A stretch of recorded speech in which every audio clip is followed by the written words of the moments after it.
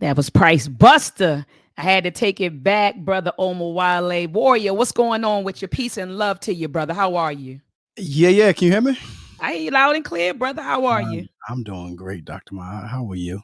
I'm doing all right. I can't complain. I mean, I can complain, but I won't complain. How about that? I can complain, but I won't complain because we must continue to do the work. You know what I mean? And so complaining is like, nobody want to hear you complain any goddamn way. And so, Absolutely. anyway, I hope that everyone who was tuning in tonight had a phenomenal, phenomenal week. Peace and love to the Maadi and family in the building. I see Brother Robert C is in the building. Peace and love to you, a beautiful mind. She says, peace and love, everyone. I love what Brother Robert C said. He said, the gender divide is a tool of white supremacy. He said, be one black first. Be one to you, brother. I see Brother Freedom Shahid Ali is in the building. He said, class is in session. Here to learn, ma'am. Ashe, peace and love to your warrior. Thank you so much for tuning in. This the Maadi and family that's in the building. So, peace and love. He said, peace and love, our beautiful, powerful Queen Oya, be strong. It's your African brother. I already knew. I already saw it. My African brother from the Togo. Shout out to the Togo. All right. He said, I'll do all of my best to meet our community sustaining your work. Stay cool, my sister. Oya. Peace and love to you, warrior. And I told you I got to get out there to Togo to see you. I'm shooting to Haiti, then shooting to Ghana. So I gotta put Togo on the list. I'm actually doing Mesoamerica also in February. Okay, so I gotta put Togo definitely on my list, brother. So we gotta coordinate. And also Sierra Leone is on my list. There was a couple of brothers in East Sierra Leone who reached out, so I gotta make sure I'm there. All right. Virgo Venom, the Queen Mother, she said yes to the question. Black power to the family. Love you, Dr. Maat. Love you too, Queen Mother. The Maadi family, I'm telling you, they be in the building. Heavy. Omowale. Storm said, peace to everyone. Peace and love. Storm. All right, family. So take a moment out to share this discussion. You know, when I bring Brother Omowale Africa on, we have explosive interviews. It's like we feed off of each other. He's a brilliant, brilliant brother doing a lot of brilliant things. And so make sure you share the discussion. Sharing is caring. Let's get the word out. Let folks know that I'm live. I know that I wasn't live all week. Some of you have already seen me. I was on the news.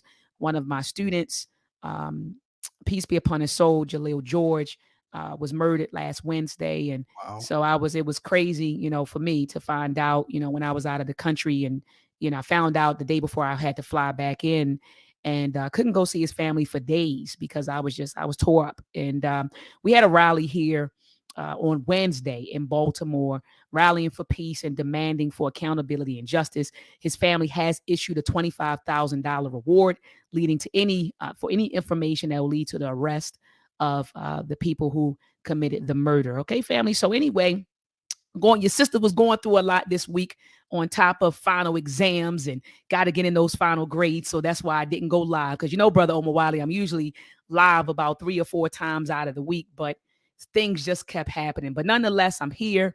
It's Friday. You see the title, is or are the Manosphere and Womansphere dangerous to the Black community? Are these spaces, right? The Manosphere and the Womansphere, are they dangerous to the Black community? And now brother Omowale Africa, he's been going hard on the Manosphere. And he's actually motivated me to start going hard on the Womansphere, right? Because we got to start holding each other, accountable. And so the men should be holding the men accountable, right? And then the women should be holding the women accountable, right? So I'm like, dang, I said, man, if he going hard on a Manosphere, maybe I need to, I say things here and there, but maybe there needs to be a constant discussion on what these sisters are saying that is destructive to the Black female psyche, right? And so that needs to be an ongoing conversation because these spaces don't stop. Every day there's a video up, in the Manosphere. These content creators are putting up videos that are really causing a lot of dissension online. I can't say I really see it offline, but online between men and women. And so anyway, our brother Omowale, he's been going at the Manosphere. He actually had a debate. Who was the brother you were debating again, brother? Oh, I don't even want to get that brother. No. Okay, we go. Okay, but I know you brought him on. I got you. But I know that you debated him, and then another brother critiqued the debate. And they were trying to go at you, and of course I know that they would because you were going at them saying, look, bro, you was pointing out how what they were saying was just nonsense, and Yeah. how it's a danger. And so a lot of them in the manosphere claim that they're putting these videos out there to heal the black family. And but you were like, no, these messages are actually destructive, Mhm. to the healing of the black family and even establishing black family. So brother Omowale, I just want to start off by asking you, why did you decide to start speaking out, about the manosphere and the things that you saw? What was your motivate? Like what made you do it? Well, first and foremost, Dr. Maat, before we even jump into the convo, I want to just give my condolences, to the family of your loved one. I'm really sorry to hear about your loss. That we dealing with a lot of, tragic losses. I actually have to attend a funeral tomorrow morning, so it's just, Mm, this epidemic of murder and drugs, just a whole bunch of stuff that's really tearing our community up. So I'm sorry for your loss, Dr. Maat. yeah, and likewise, I didn't know that you had to go to a funeral tomorrow. So my condolences to you, Yeah. and everyone who was impacted, by the tragic. I'm assuming that it must have been tragic because you were talking about the community connected it there. So, I just my condolences to you as well, brother. So appreciate that. No, it's all love. We make do. It's funny when you first started and you said I won't complain. I automatically thought of my grandmother. Grandmother migrated from the south to the north, like in the 50s. And every time I used to ask her how she's doing, she say I won't complain. So that's just one of those Black American sayings, one of those axioms that are a part of our culture. So Absolutely. but yeah, to answer your question, why did I decide to start having conversations in the Black Manosphere? I guess I would say like the simple answer to that is because I didn't see any adults in the room. Mm, So I saw a situation in which children in our community were having conversations about frustrations that they're having with one another, but conversations that were happening without the proper context where understanding and resolution can be had. I also saw a situation where you have, men gathering in spaces that don't necessarily have either the maturity or the skill set, to really get to the heart of the matter that they're looking to address. So as a result, a lot of these virtual spaces have just become havens for trauma, havens for pain, and people don't necessarily flock to these spaces to get their pain healed. They come to these spaces to have their pain and their anger validated.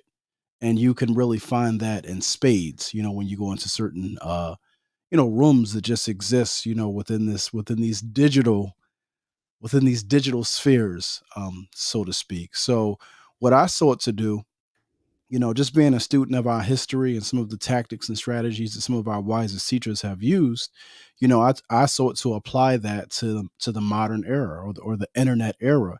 And one of the teachings that I thought of was the teaching from the Honorable Elijah Muhammad. I refer to it as the dialectic of the clean glass of water, right? So when he talks about, when you see a dirty glass of water, you don't condemn the dirty glass. What you do is you sit the clean glass of water next to the dirty glass and you let the people choose between the two. that's right.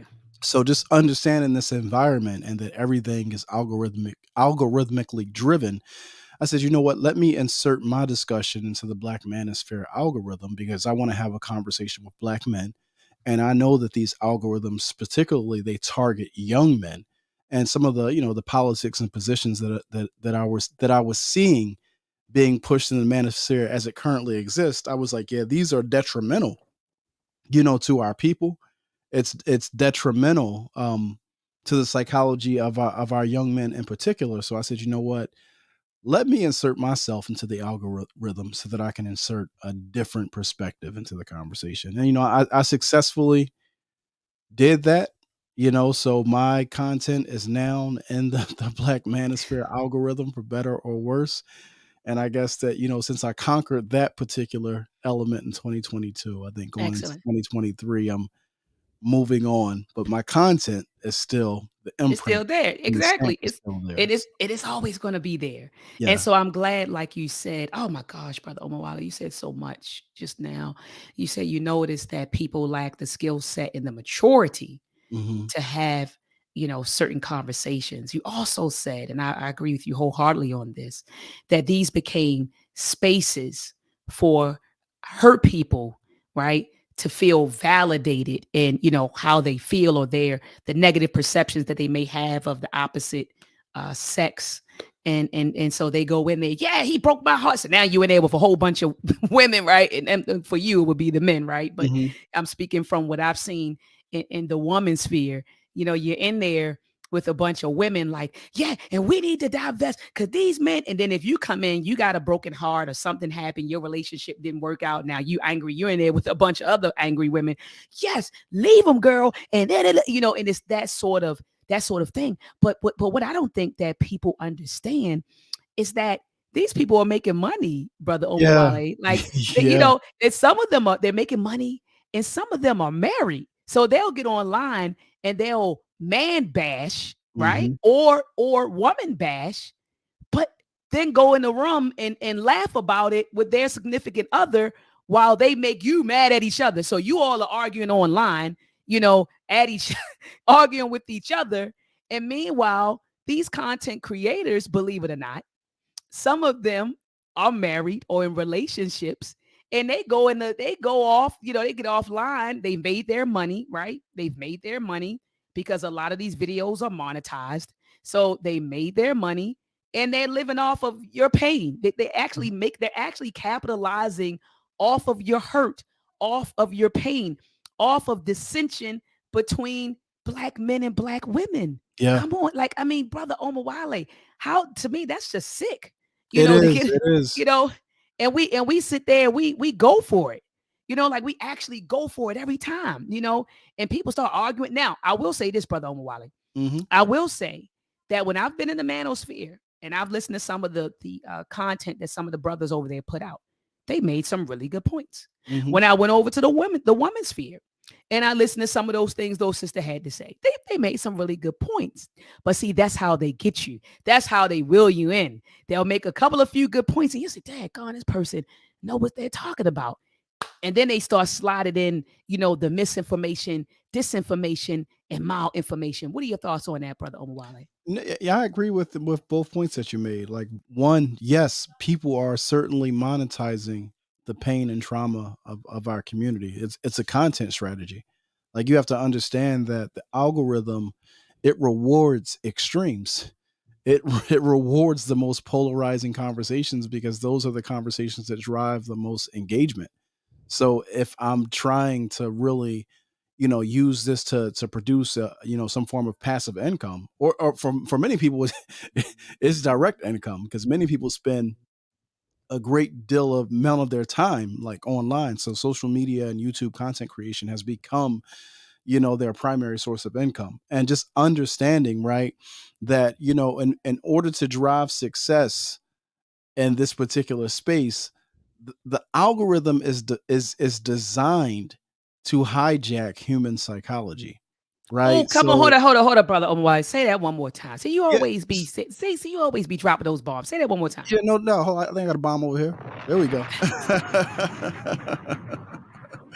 No, listen. So the algorithm is designed to hijack human psychology, right? So essentially, in order to drive engagement, you polarize along two lines. You either you need a carrot or a stick, or to say it differently, you need a devil or you need a dream, right? Mm, So if you want to build a massive audience in this space, then you find the devil and you start to beat on that devil, and then everybody who also sees that subject or object as a devil will start to gather around and pour their energy into mm. hating this devil, right? So, in the manosphere, the black manosphere in particular, the black woman becomes the devil, right? And in the woman's sphere, the black man becomes the devil, right? So you're selling people this devil, and you can build a massive audience.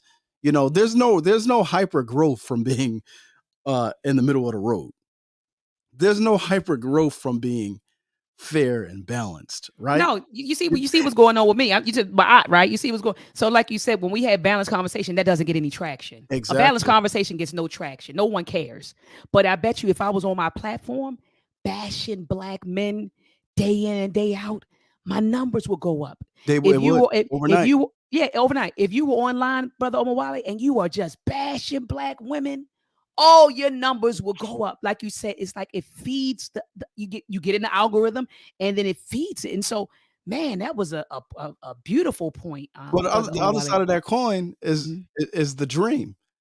So you sell people the dream. So you create content that tells people the story of how they can get what they desire. So most men either, are desiring money or sex, right? Mm, And in the black community in general, I think this goes beyond gender. You if you can sell people on how to get rich quick, that's why you got like a lot of lifestyle content creators, right? They swag it up in front of the camera. They got on all of the jewelry. They got on all of the swag, and people are looking like, man, I want to get what he got, or I want to get what she got, that's and then they'll right. pay you big money so that you can teach them how to get what you got. But the scam is in that situation is they didn't make their money based upon what they're teaching you. They're making that money because you're paying them to teach you. Right, Exactly. it's like the whole multi-level marketing thing, like back in the day. You remember that when people were Oh selling like yeah. so that's really what social media is like on the dream side of the field. But And brother Omowale, I just want to interject. And a lot of these homes they show you, it's an Airbnb, it's a rental. They might go in there for a day, brother Omowale. I'm talking about some of these content. You know how they say fake it until you make it. mhm. And I don't want to put a certain brother out there who was in the conscious community, Oh yeah, and oh yeah. and a lot of people thought that he had money. Mhm. And behind the scenes, I found out, and this was, you know, you kind of know. I think you probably Yeah, know who yeah, I'm yeah. talking I about. know, yeah, I know Yeah, I'm exactly. in Cali. I'm doing this and I'm doing that, and these are my cars. Well, no, you actually have some celebrity friends, and your celebrity friends, or a couple of actually one or two celebrity friends, they started introducing you to other celebrities, and that's how they started knowing you. But these are their cars. Mhm. You was in that person's house, but they Mhm. will make a video like, "Hey, check out how I'm living," and people are like, "Oh man, the brother's doing good, man. Look at what he's doing." It's not his house. And Yeah. then what made me start looking at it? I said, "Why? If this is a family house, right? Because this was the brother who was married, lots of women, lots of children, right? But if you notice that all the different houses that he claimed that was his, you never saw pictures on the wall. Mm. Typically, when you walk into a home that's being occupied by a family, you see things. You see pictures on the wall, right? Of, Mhm. drawings from your children on the refrigerator, or, you see that sort of stuff. You never saw it in any of the houses that he showed. And then it got put out there that they weren't his. Either he was showing celebrities' houses, his friends, or he was in Airbnb rentals, or properties, where he would go and shoot films, and even the cars. So Yeah. we gotta And understand. just think about it. Remember Yeah, when I told you that like people will pay money to you? So you have people paying that guy money for status corrections. People were paying that guy yeah, money for, you know, to learn how to make money and passive and like a bunch of silliness, you know what I mean? But your conversation, right, about the danger of the manosphere and the danger of the womansphere, right? yes, If we back up for a second, right, and we push the conversation to like a 10,000 foot level, right? What we're really talking about is the danger of of the internet, right? mm. Yeah, When absolutely. we don't have any control over it as a group, it becomes like the wild wild west, right? So what do I mean by here? The internet, social media has fundamentally altered the way that we interact with one another as a people. Yeah, It's fundamentally altered the psychology of our people. I was having this conversation with my wife about a week and a half ago, talking about how pornography, has altered the psychology of men and how social media has altered the psychology of women, right? Because of the attention, because of the dopamine hits, right? We've placed this item in between our interactions, and we're not realizing how it's changing us and how it's changing our character. So what's happening is you have people who are dealing with very real issues And they're also valid concerns that we should in fact take serious. But the problem is they're bringing them to this space, right, where there's no instruction. There are no wise elders or wise counsel Come on. that can direct the flow of information or determine, you know, what is good information, what is quality information. Like none of that exists. And because of that, it's just a place where ignorance can be preyed upon and ignorance can grow, you know, by multiples of thousands. And one of the things that I just learned from being in this space and engaging, there's a level of malignant ignorance, right, that has really developed in the minds and the hearts of our people. And once upon a time, you would believe that truth, you know, truth alone, you know, could put out the flame of Mm-mm. ignorance by putting a real light into the space. But what we're finding is that no, you need more than just truth, right? The truth has to be, the truth is like it's a weapon, but up against this propaganda machine, up against these algorithms, right? The lies that these algorithms are able to spread. I saw somebody earlier was they were sharing photos from a guy who I think's from your area. He might be from DC.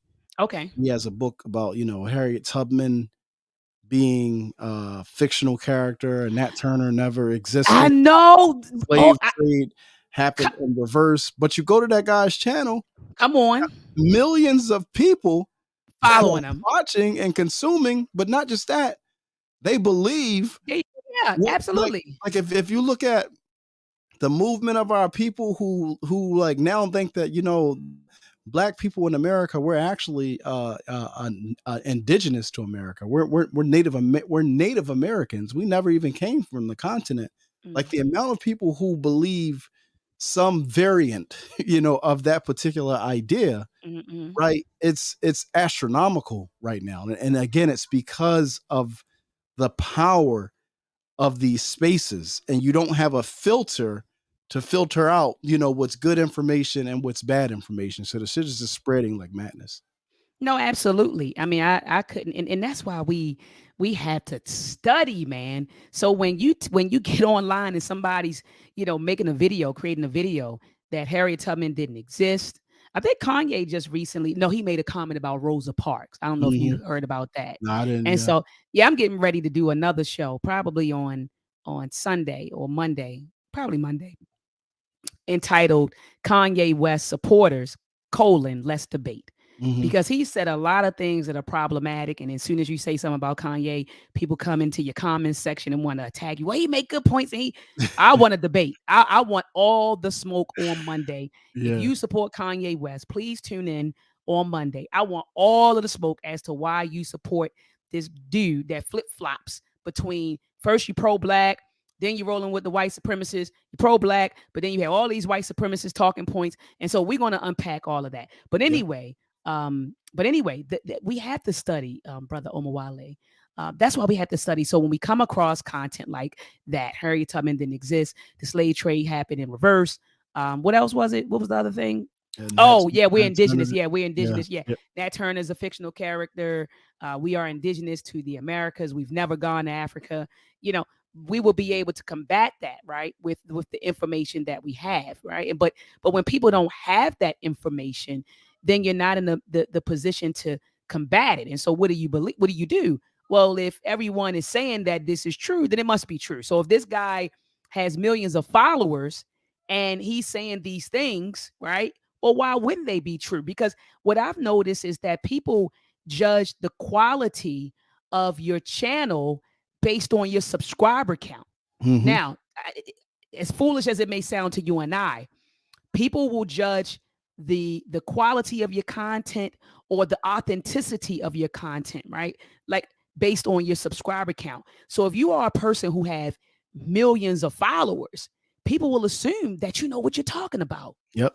you know. And then when somebody like myself or you challenge that person who has millions of followers, they say, well, look at your channel, Brother Omowale. You don't have 200,000 people like so and so, or you don't have 1 million people like so and so, Dr. Maat. So you ain't saying nothing. you know. And so it's sad that now we really we have been we live in this society where people lack critical thinking skills. And Yes. so again, it's like, oh well, he has 1 million followers. Psh, oh, this video has 1 million views. Oh, this must be deep. And then you cut on the video, brother Omowale, and it's filled with falsehoods, Yep. you know. And I'm like, wow. And so anyway, brother Omowale, it's just, I agree with you, man. We gotta study, and we gotta continue, like platforms like yours, platforms like mine are very important. We gotta continue to create spaces for thinkers, for people like us, and to get the proper information out there. So like you said, when people are going through the content, they may come across a brother Omowale's video on the topic and say, that may change their perspective on something. Or they may come across my video, brother Omowale. And so anyway, I do appreciate that, brother. So my thoughts on this, what do you think about Kevin Samuel? Because I know that the Manosphere, he's like, they call him the Godfather. I see Hmm. the brothers always say he was the Godfather. He was the best whoever ever did it. So what are your thoughts on brother Kevin Samuel, and peace be upon his soul? I did see in the Womansphere that when he transitioned, and it was suddenly. I think they said he went in a cardiac arrest or something like Yep. that. You actually had women in the Womansphere celebrating, Hmm. the death of Kevin Samuel.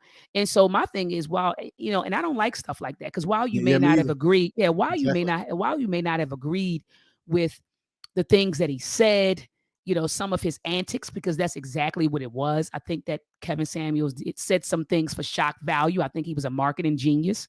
And but you still don't, celebrate the death of somebody. I mean, it Yeah. was somebody's son, somebody's dad, somebody's uncle, somebody's cousin, somebody's brother.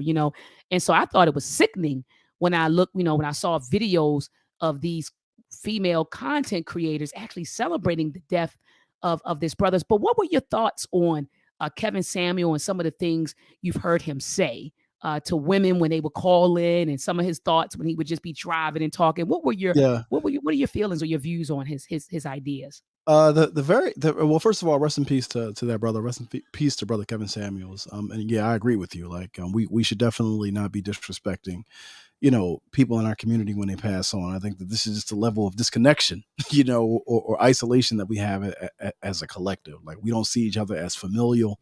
That brother and sister thing is just not there, right? I can disagree with you, but like, I can still see your humanity. But the Absolutely. the first video I ever did of on Kevin Samuels, it was called what Dr. Umar got wrong about Kevin Samuels. Mm, And in that video, what I was breaking down was that Kevin Samuels, his diagnoses of the problem was correct. His treatment plan is what I always disagreed with.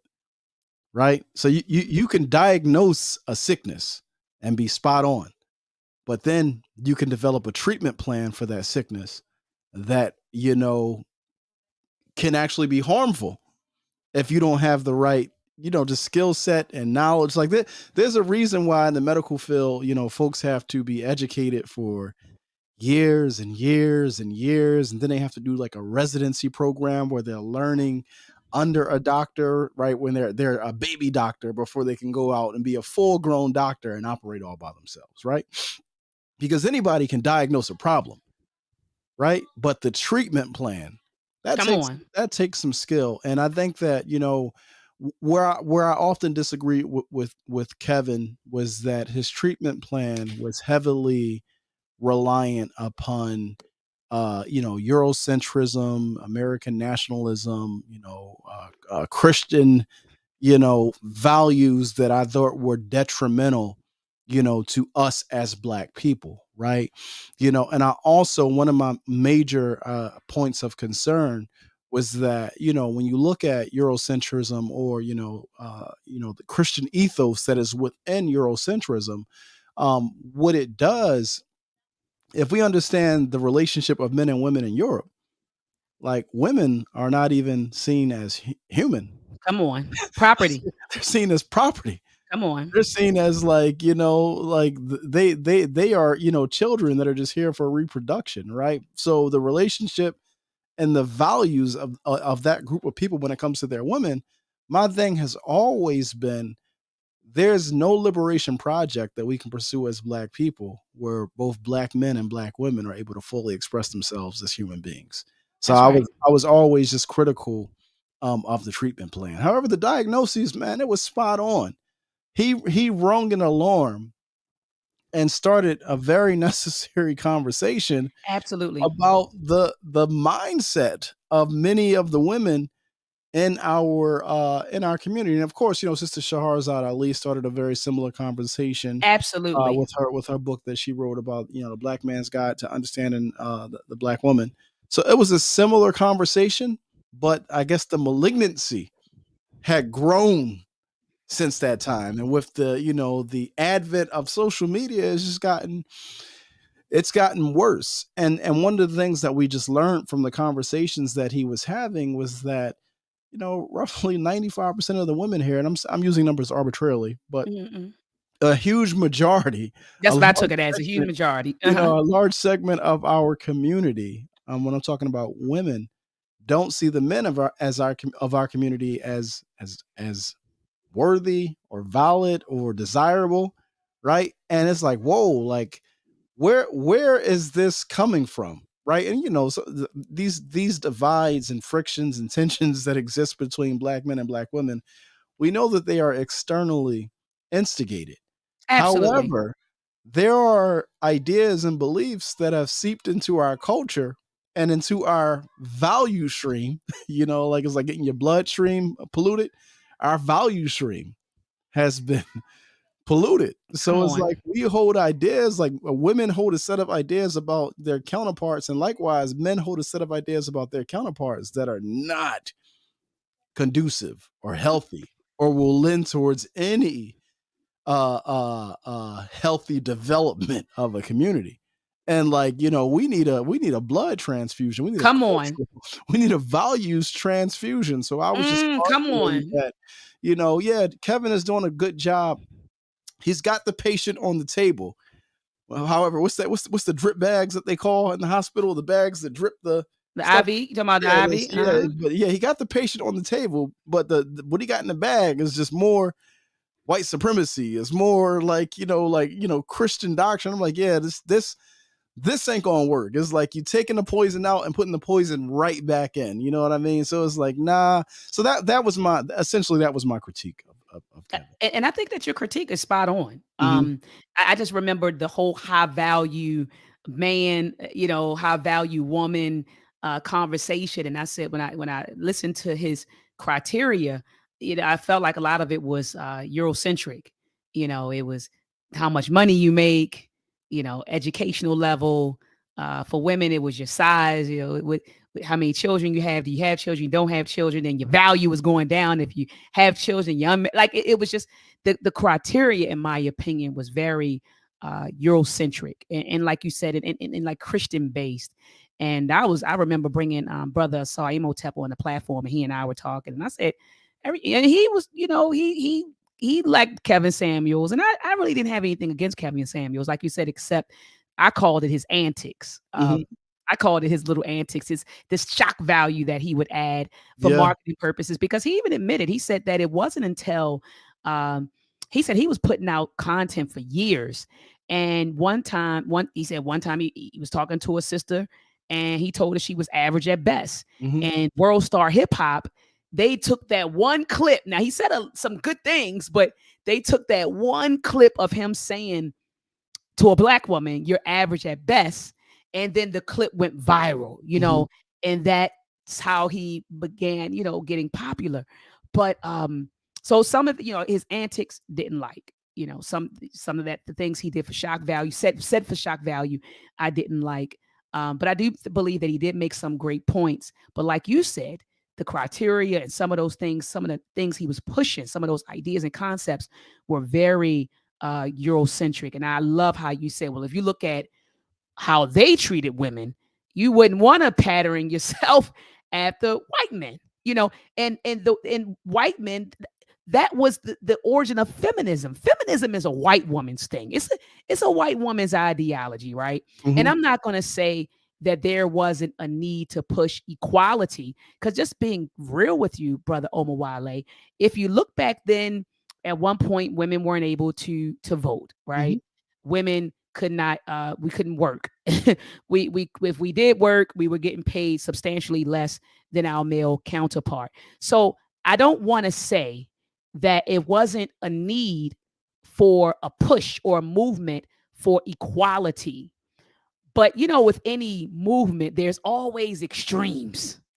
And it got to a point, remember the white women were out there burning the bras, and then Yep. it turned into we don't need a man. It was extremists, like within any movement, it's always those extremists.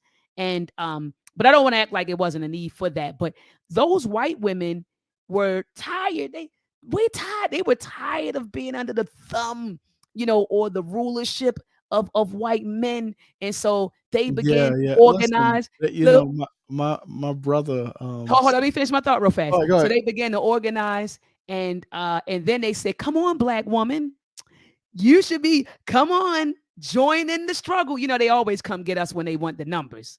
When they want the numbers, they come recruit us. Come on, sister. And then the black women like, yeah, I'm tired of it too. And so she go out there, she's burning her bra with Becky and Karen. And so, and so anyway, brother Omowale. And then, so I do believe that, a number of things contributed to, that whole gender divide. But go ahead and tell me what your thought was, because you're getting ready to say something. Yeah. Hold on, baby girl. Okay, give me a second. Okay. Y- y- I'm on a live show, so you can't see right now. But go over there and let me finish this. Okay.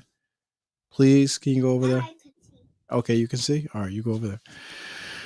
I'm sorry, Dr. Maat. What was I going to say? No, you Oh, were oh about no, to yeah, no, interject. I said I just wanted to yeah, no, finish my thought. oh yeah, my apologies for that. I didn't mean to cut you off, but No, no, go ahead. a good brother of mine always says that uh he says that white women were in on the heist. They just didn't like they cut by.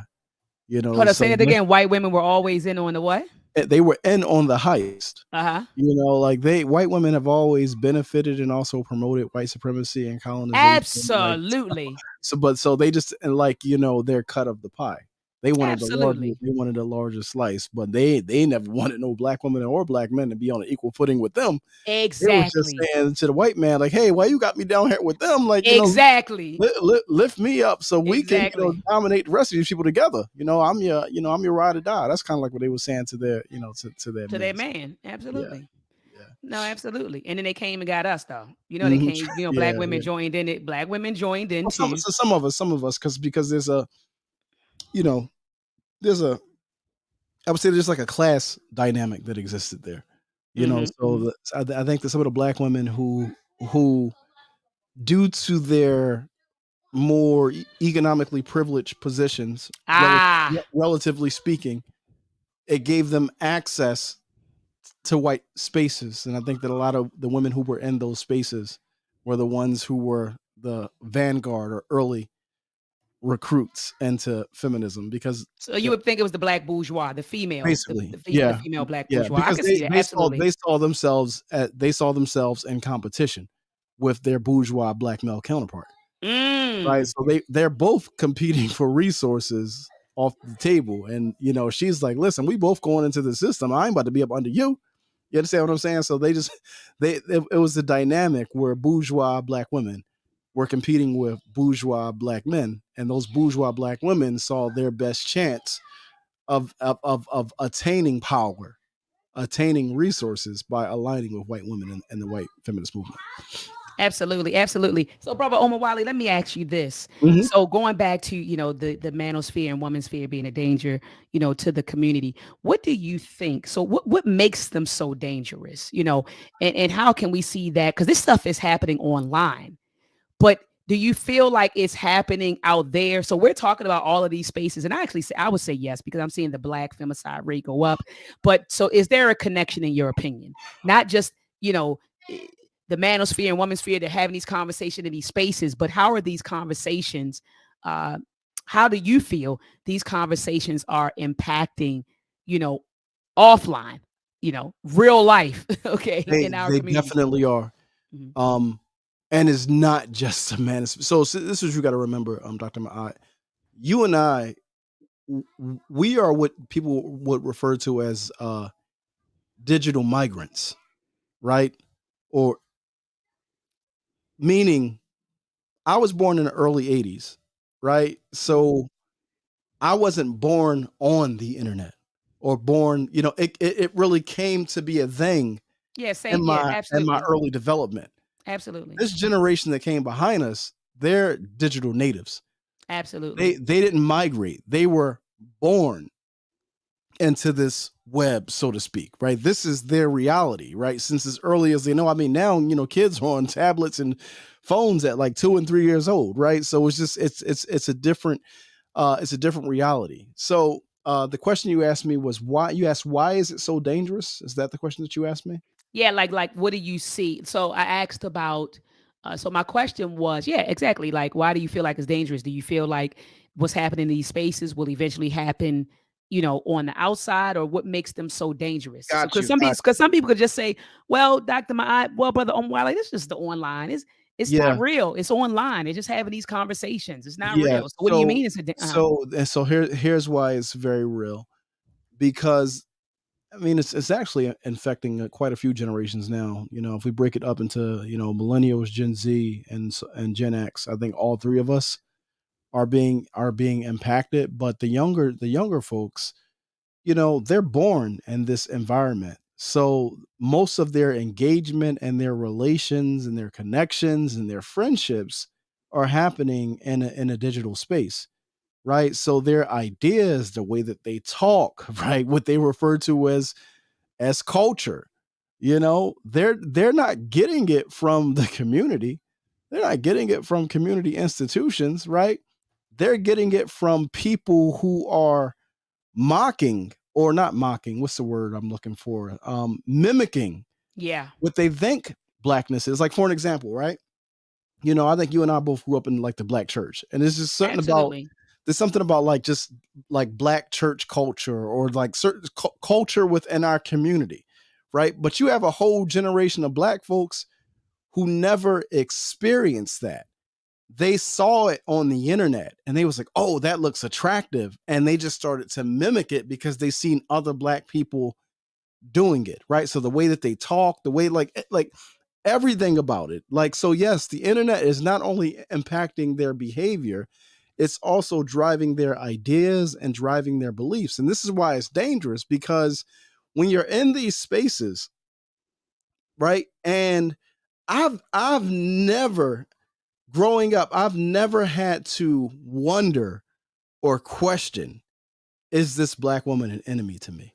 Mm, I've never had to wonder that, or even think of that until I got on the internet and noticed and started to hear how many black women think what they think about black men, right? mm. And it's like the internet gives a lot of these people anonymity. So you don't know who they are, but these are Come real on. these are real people because you hear them speaking, right? But this could be, somebody in the real world like that has these ideas about you. So now it has you question the same way I think that black women would question if a black woman is a fly on the wall and she's sitting in the manosphere and she's like, damn, is this what black men think about me? Yeah, Yeah, yeah, yeah. I They're I looking around did. like every black man that they see in real life, they're like, oh, like they don't know. You understand what I'm Mm, saying? So like, yeah, it's definitely a danger, because now it's leading us in the real world to not trust one another, to be like, cautious and standoffish. And it's like, some people don't even have certain experiences themselves. They're hearing about certain experiences from other people. And based upon how these other people have characterized their experiences with men or with a father or with, a boyfriend, people start to adopt these beliefs and they haven't even had the experience. come on. So it's like it's really poisoning, you know, it's poisoning the well. And it goes back to that beginning piece that I said at the very beginning, is that when you don't have control over how the internet is constructed, then it's dangerous, right? We're Mhm, not mhm. if we're a nation of people, then we should be able to determine how tools are created and constructed. Like, for an example, I'll give you a great example. If you look at the Chinese are a nation. So therefore, they determine what types of content is going to be allowed to spread on the internet that they I people love it. have access to, Say it, brother they Omowale. I love it. they Go ahead. they determine what types of content is going to be allowed to be spread. But not only that, they also determine how the algorithm is created. So in the US, right? Like, so TikTok is a Chinese company. In the Mhm. US, the algorithm rewards you for stupidity, right? It rewards you for nonsense. It rewards you for trash. You get more Come on. views. But in China, the algorithm is not the same. It rewards you for showing creativity. It rewards you for showing intellect. It rewards you for like engaging in STEM activity, right? So Yeah. it's a different reward structure. So my whole point is that we as black people don't control any of the infrastructure on the internet. So we're just playing around in somebody else's backyard. And yeah, it's an excellent tool. Like, I would have never met dr.maat had it not been for me seeing you on Sinetter's channel, which is on YouTube.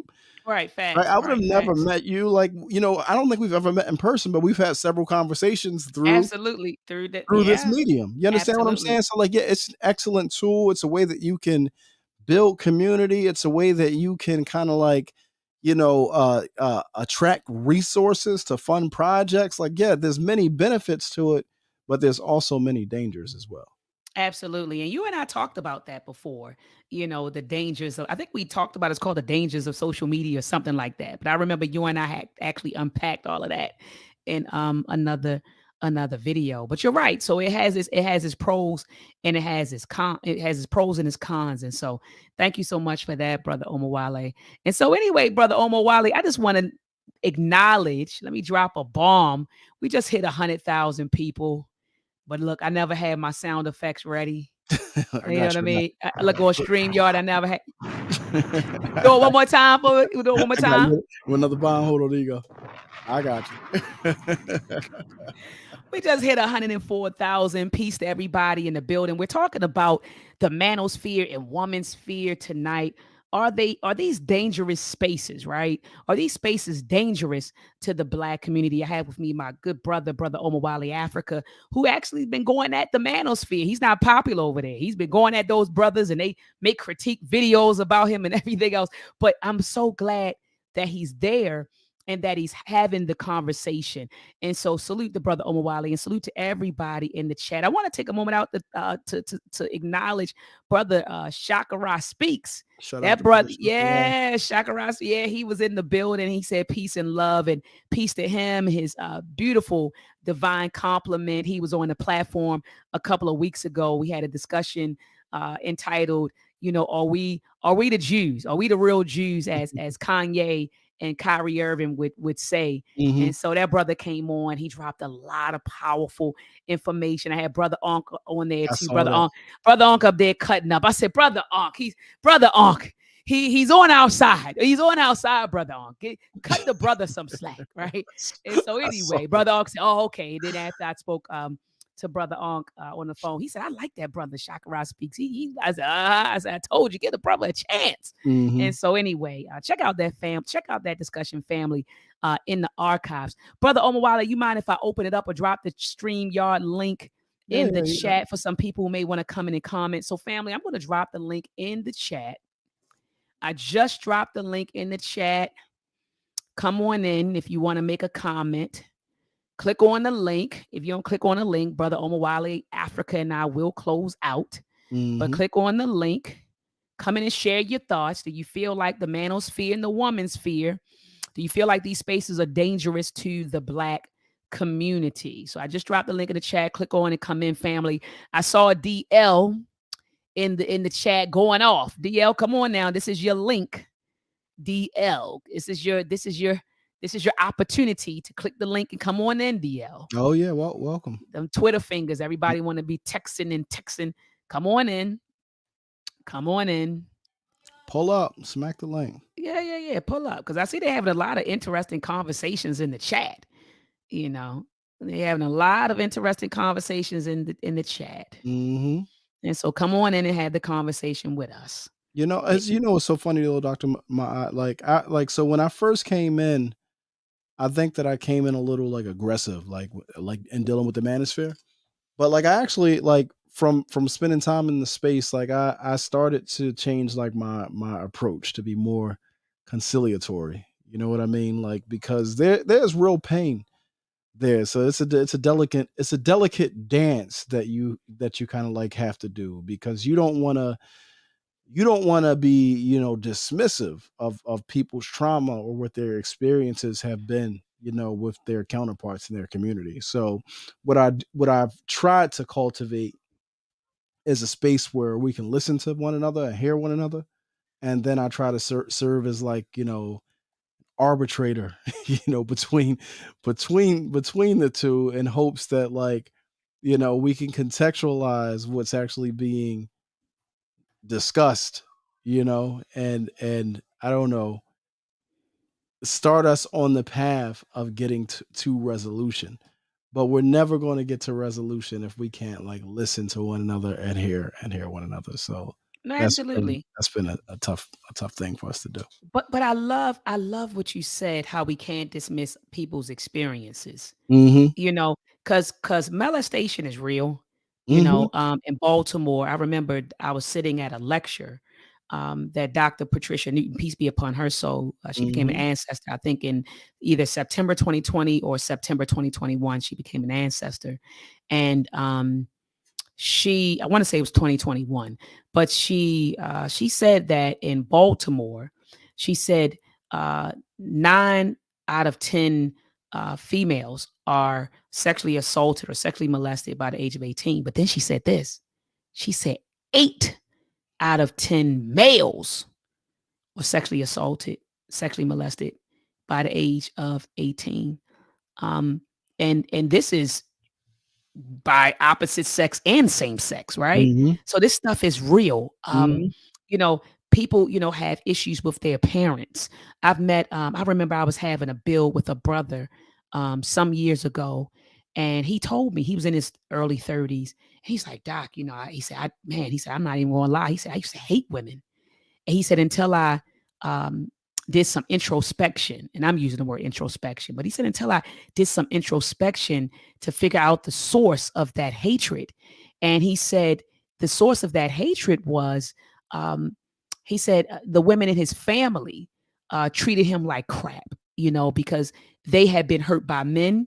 And so he explained to me that, you know, they took a lot of things out on him. You know, his mom took things out on him. His grandmother took things out on him. His aunt took things out on him. His sister, who was mad at their dad, took things. So a lot of the women in his family treated him like crap. And so he said he just began to he wanted to hurt black women, you know. So he said he used to just dog black women and then until he realized, well, wait a minute, I actually harbor, you know, a hatred for black women. And then he found out why. The brother got some help. He began to heal. And now the brother is married to a black woman and has children. But he Yeah.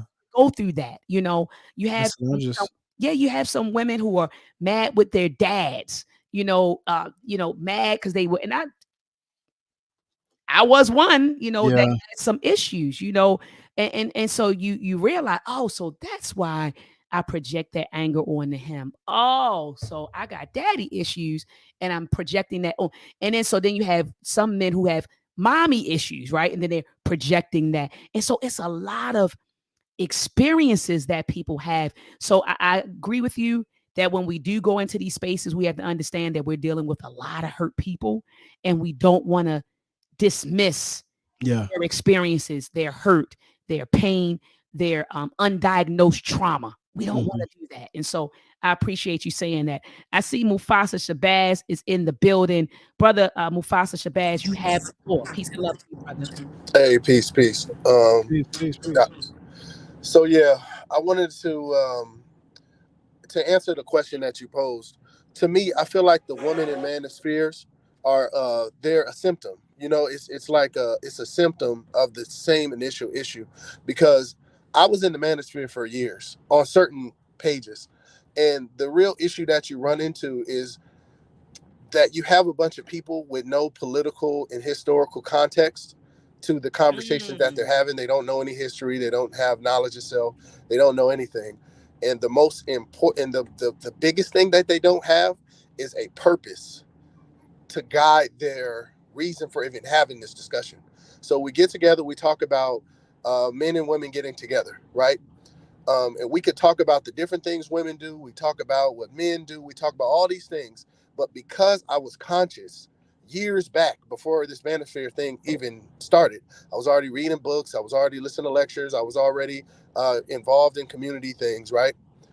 Every time we would get to that last point, and I would say, yes, but no matter what, all the issues, we have to find a way to make it work, because we have to come together as a nation so we can grow in strength and not be in this weak position in the world, right? I would jump on my crossroad and go to, we have to make it work.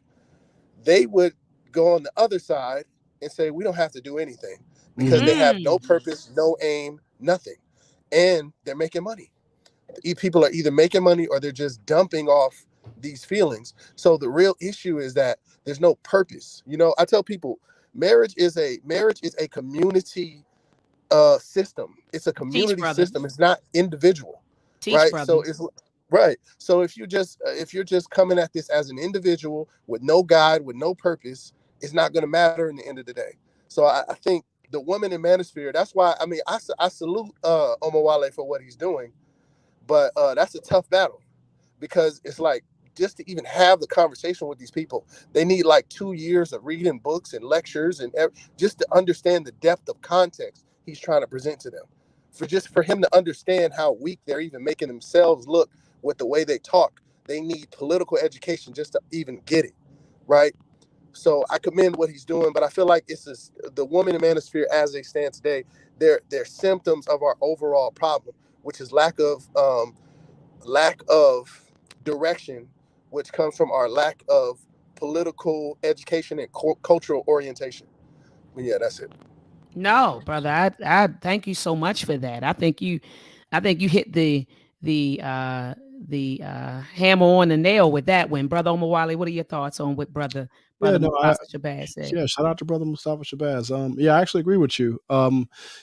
So my strategy, right? And again, like I've already executed my strategy, so I'm really, I'm actually moving in a different direction. But my focus was never necessarily the men who were there who had platforms.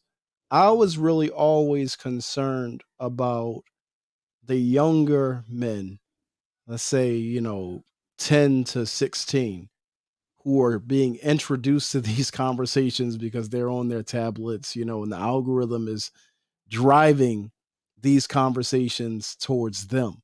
So my thing was, an alternative has to be placed in the algorithm. So I just was really trying to manipulate the YouTube search engine with the hope that if I'm a young person and I'm searching for content and I'm going down the content rabbit hole about black men or black male and female issues, my hope is that my content will also pop up as a recommendation that gives an alternative perspective to what currently exists there.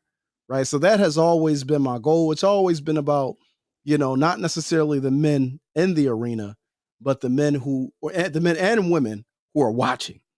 Right. Because some of the people who are watching are still on the fence. And I get people that come into my comment section all the time and they say, "Hey man, I'm glad I found your videos because I was going down that path and your video pulled me back." So kind of like that's what I did it for. And again, the beauty of YouTube is that since I already planted that seed, it's there. It's just like Amos Wilson lectures from Amos Wilson passed away in 1994. God rest his soul. I came across my 95. first I think it was 90 95. 95. Mm-hmm. Pardon me. I came across my first Amos Wilson lecture in 2007, Mm. 2008 is when I came across my first lecture. So I'm just saying I've put it out there. So I don't know when a young man is going to come across it, but it's there. It's in his path. So hopefully, they will come across it at some point in time. And I'll still be working, I'll still be moving, down the road because there's a lot of work to do. It's bigger than just the black manosphere and the black womansphere. But Absolutely. as black men and black women, with that relationship between us is the fundamental building block for any nation. So it's like I have to address this because it's important. No, absolutely. Brother Mufasa, did Yeah. you want to add to that, brother? No. I said, yeah, I understand where he's coming from with that. Because like I told you, I was in the manosphere for a long time. I actually think the manosphere, it was a good thing because the way with the kind of Disney princess narrative of the media in this country, a lot of people are misinformed about female nature and male nature and all these different things. So there's some realities that people are ideas that people are putting back and forth about the reality of interacting with the opposite gender in the society. That I think these are conversations that need to be had. But in terms of these people who are on the fence, I'm just wondering, I'm like, how did they get to that fence without like historical education? That's, I don't know if you have a response to that, but like, how do they get to your side of the fence without like reading some books or going down like a Khalid Muhammad rabbit hole? Like, how do they get to that side of the fence? Just by listening to you talk, or is it something else that's attracting them? Because the most of what I seen attracting people toward the manosphere, it might have been how to get women or talking about women or just like interacting with women, how to get money, like man issues, right? So what was it that was, you said there were people who would be on the fence and would lean in your direction His audio is breaking up pretty bad. Yeah, your and I'm audio, brother Shabazz. Brother asking, Shabazz, were your they, audio is breaking up, brother. Brother, your audio is breaking up. All right, so I'm gonna move to brother Najee because his audio is breaking up. Brother Najee, man, you gotta get stationary, brother. I can't have you. I'm getting dizzy looking at you. That's why I took you off the screen. The brother moving around like this, I'm like, I can't do that, brother. Yeah, cut the camera off. Cut the camera off, brother. You have the floor. You have Hey, the what's floor. up now? Listen, I apologize. I'm in the gym, but I just because I was Oh, okay, yeah, I okay. I was saw so you move. when I was putting the phone down, I was in between my routines, so I was gonna be real fast. Oh, you in there Uh, getting it in? yeah, so I had to dip into the gym closet so y'all won't hear the music. They might think I'm in here still in sanitizer, but I just want to say, man, it's just the brother was definitely right. There's less interaction. There's a lot of young men that's really not interacting with women. I really can't speak for the ladies, the woman's fear, but I followed it, and I think that once I kind of like jumped onto the message, I was kind of like in between two rocky situations with a woman. Mm-hmm. And at times when you're going through situations like that, some men may find those spaces in times where they're not feeling so good about themselves, or they felt like they may have been done dirty by a woman, or they're not having luck in the dating arena, and they need to find a reason why. They need something to point to, so they enter these spaces, and a lot of the messaging is basically, pinpointing on a woman. And what kind of turned me off from it, because they kind of traffic in kind of like anti-black tropes. You know what I'm saying? Where okay, the black community is failing because women and all that welfare, or it's the single mothers, or the pookies and the ray rays. So Yeah. if you was to kind of like change the complexion of some of these black manosphere personalities, you would think you was listening to David Duke. Come on, come on. But you guys are on point. It's a lot of miseducation. It's a lot of people who are just kind of like, like, listen. Frances Cress Welsing said it best when she said, reading is more important than television. Reading is more important than YouTube. Reading is more important than your cell phone. And a lot of these dudes, you know what I'm saying. And I'm more focused on capturing the younger guys, because I've been there. You know what I'm saying? But once I did self inventory, I was a whole better person. Even my Absolutely. relationships with women.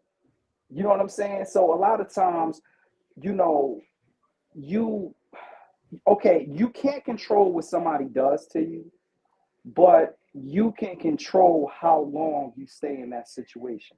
Mm. So any negative encounter that you encounter with a woman, or a man, you have to do self-reflection. And a lot Absolutely. of times that's what I did. Situations where even though I felt like, okay, I put my best foot forward. You know what I'm saying? So now I can go to the manosphere and I can go and you know what I'm saying, wallow in tropes about, black women being gold diggers. Listen, there's no, I mean, the biggest gold digger on the planet is the white woman, truth be told. Mm. But she don't get that stigma. Black women get that stigma. You know what I'm saying? I'm a guy who kind of like went down the wrong path. I did a little prison times. And let me tell you something. When I was in federal prison and when I went to that visiting hall, there was nothing but women there. Mm. All the homies that you was with on the block, even some of the family members, the cousins, the brothers, the uncles, they wasn't there. It was the women. They were there. You know what I'm saying? Mm-hmm. So I Mm-hmm. just think that we're just basically dealing with a lot of trauma. You know what I'm saying? Whether it's the manosphere, even when you see it in the so-called conscious community. You know what I'm saying? So I just think that, you know, I just think people just need more self-reflection instead of getting into these groups and getting into these echo chambers that's regurgitating things to build your ego or to place blame somewhere else where it needs to be focused on self. Because I guarantee you, if you work on self, all these problems that you're having with women, they disappear. I Mm. have good relationships with women. You know what I'm saying? The woman that I'm in a relationship with, and just women that I conversate with, you know, day to day. Good relationships. But that's because I did the self work. But again, the man is fair, the woman's fair, it's very toxic, very anti-black, and they just wallow in too many anti-black tropes for me. I'll close with that. No, brother, that was powerful. What you, brother? Can you hear me? Yeah, I hear you. Okay, good, good, good, good, good. Yeah, I was wanted to say what you said, brother, was powerful, powerful, and I love how that brother. Oh, he left, brother. Najee. He was saying. I know he said he was in the gym and he was working out. He was kind of in between like sets or whatever. But Hmm. I love just he gave us his personal experience. He said, yeah, I was going through something with a woman, and it feeds you, doesn't it? Like you get in. And we were talking about that earlier, brother Omowale. How we get in these spaces. You mad at your boyfriend, you mad at your girlfriend, and you Yeah, go into these spaces and you actually find comfort in yeah. hearing. You find You get what I'm saying? community. Yeah, you find a community of people who are hurt and they feel the way you feel, and then you get what I'm saying. So he actually give credence to what you and I were saying at the beginning of the discussion. Hmm. That. So I appreciate that, brother Najee, for coming Yeah, on. shout out to I him. see the young brother African in Detroit. The young brother African in Detroit is in the building. Brother, you have the floor. Go ahead, warrior. Go ahead and speak How your you doing, speech. sister? How you doing, brother? What's going on, bro? Peace and love to you, Uh, brother. I just hopped in. I already I've been tuning in brother Omowale channel, so I'm already kind of know about these two. So I'm gonna just jump in my opinion on them. I personally I think that it's because the reason why these are groups are forming in our community is because we left the definitions of woman and man open to open air. We basically assimilated in white culture's definition and just leaving it up to a general definition instead of coming up with our own.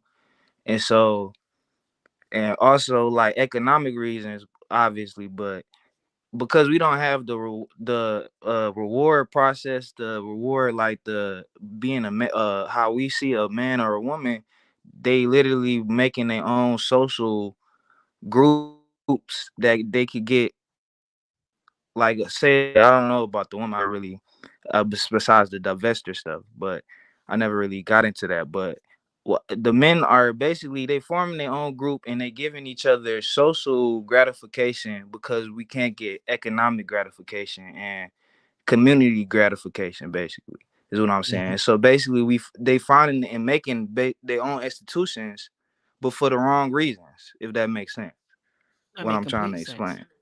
No, no, no, brother, And young so brother, it yeah, makes yeah. perfect And sense. so basically, we kind of making an institution for the wrong reasons, and we making their own definition of what a man is. And this could be a good thing or a bad thing depending on who hops in and controls this. This could transform into a space that could build man or not. It depends. But as y'all know, an institution that's already made is going to perpetuate itself. So I don't know. I will get y'all opinion on that. If y'all think it can change down the road, I don't know. What do y'all think? Be your thoughts, brother Omowale. Well, first of all, shout out to my young brother African in Detroit. It's always good to hear that brother's voice. Absolutely. Social media in general, has its limitations. Especially if you're talking about change and transformation, that requires instruction. And certain mediums are really not are not conducive for that, right? So at best, what you can do on a lot of these platforms is just introduce an alternative perspective, but it's often introduced at a superficial level, right? Because that's what media is. You have a very short moment to capture the attention or mind space of someone, and then to get them engaged, or to coming back, right? Get them locked into your ecosystem. But you have to develop something offline, right? The goal is to use this traffic online as a filter into the real ecosystem, right? That's right. So I model a lot of the work that I do, after Garvey, and am reading A Race First by Tony Martin. Garvey said, when he made up his mind that he was going to do work to organize African people for our upliftment and redemption, he said the first thing that I needed to do was to create a media platform, right? Because I had to have an organ by which I could readily communicate the program of the UNIA and ACL. So he created the Negro World. And in the Negro World, I mean, he ran advertisements. I mean, they had like Beauty of the Week. There was entertainment in there, but then there were also scholarly articles. He had people like John Bruce that wrote. He had people like Carter G. Woodson, that wrote for the Negro World. So it was a medium. It was a piece that could reflect the ideas and the ideals of the organization. But the goal is, once you get this medium becomes a conversation piece, so I can bring you into this other ecosystem, right? Introduce you to the UNIA and ACL, which actually transforms you, right? So the UNIA had auxiliary groups. They had what's referred to as the Black Cross nurses. That was their group for the women that was transforming women to be of service to the race. They had the African Legion. That was the group for the men that was transforming men to be protectors and upstanding defenders of the race. But this stuff can't be done he couldn't accomplish that via the Negro World. The Negro World is just a piece to introduce or build a community around. And I look at media in that same way. However, we're just in a different, pardon me, we're in a different time. So, for me, to be very honest, I mean, like, one of the greatest schoolhouses that you can enter into is this internet space, because you really do have to learn how to communicate with different generations, like younger people. I got to figure out how can I be effective, because this is the medium that they use to get their information. So how can I be effective with my messaging, with my targeting, to get to them, and a percentage of them, hopefully, that I reach via media, you can get into the organizational space to actually do work. So I hope I answered your question. The short answer is that the transformation does not happen on social media, but social media can be a net to capture people and bring them into the space where you can actually transform them. Love it. Love it. Brother I African in Detroit. Uh-huh. I definitely agree. The reason why I asked y'all is because, speaking of the manosphere, we've seen people almost 50 to 60 in these groups. So I wanted to say, because Lord knows only how our generation is affected by social media. So who could tell the generations after me, my younger generations, and if people already in their 60s and 50s stuck and addicted to social media, that goes to show how much like in the future is going to transform society. And so the best thing to do, I was thinking, is to get ahead of it, like you said, and find a way to integrate it into liberation. But that goes into owning and creating our own things. So Hmm. I guess the best thing is like say in the Garvey movement, I was listening to a video of him. He said at a certain point, I think he told people to get into the technology movement. Basically, he said the next generation should be taught in technology, and basically send your kids to learn about that. Basically, he told the what we need to learn in the next generation was coming during the and next in the industries. And so I think Science. maybe Yeah, software Yeah, science. and engineering stuff like that is STEAM, just like y'all do now, is the exactly the next move, the frontier for our people and getting information out there is what I was trying to finish. yeah, no, no, no. So the speech you're talking about is when he was talking about cultivating or raising up a generation of thinkers and scientists. Hmm. I always talk about that and how we can't talk nation building without cultivating a generation of thinkers and scientists and engineers and mathematicians. So if you're talking about nation building, yes, talking about history and culture is great. But we need to be talking about STEAM. And I'm talking about science, technology, engineering, art, agriculture. So I do the double A.